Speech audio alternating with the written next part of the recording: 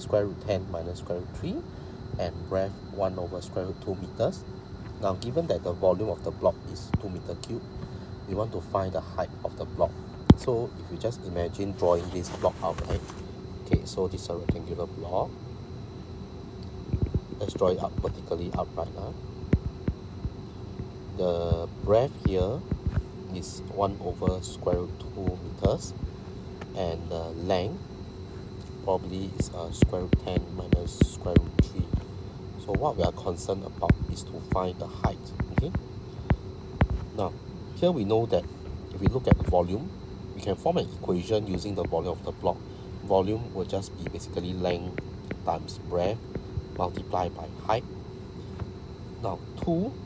Okay, so we just substitute in the values that we see and given in the question. Now, our length is square root 10 minus square root 3. Our breadth is 1 over square root 2, followed by our height, right? So the height is the one that we are trying to find over here. Okay, so let's make height the subject. Now what I'm going to do is to divide 1 over square root 2 over to the left, divide square root 10 minus square root 3 over to the left as well. So substituting, reversing their positions, right?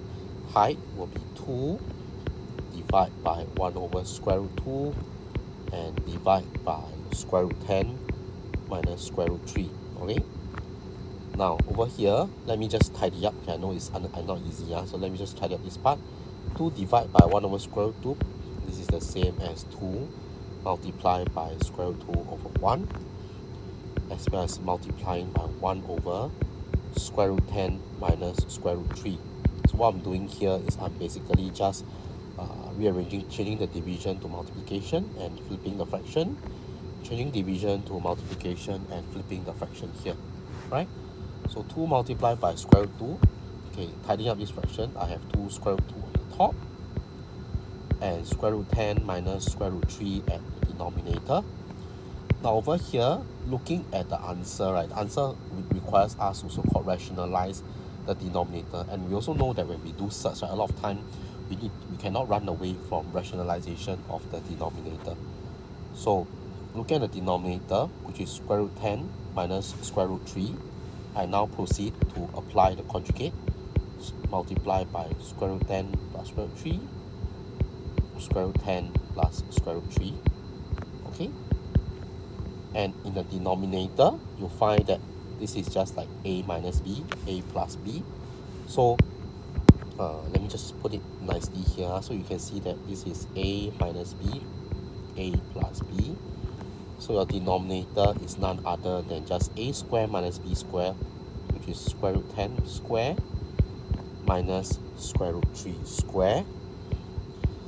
And your numerator is 2 square root 10 times 2 square root 2 times square root 10, which will give you 2 square root 20. 2 square root 2 times square root 3, which gives you 2 square root 6. And with that, square root 20 can be written also as probably square root 4 square root 5, right? So remember, we always try to be able to pull out a perfect square so that we can simplify our cert. So square root 4 is the same as 2, right? So we have 2 square root 5, which gives us 4 square root 5 plus 2 square root 6, and finally denominator 10 square root 10 square, this is just 10, square root 3 square is just 3, so we have 10 minus 3, which eventually gives us the denominator to be 7, and the numerator is 4 square root 5 plus 2 square root 6 over 7. Okay, thank you.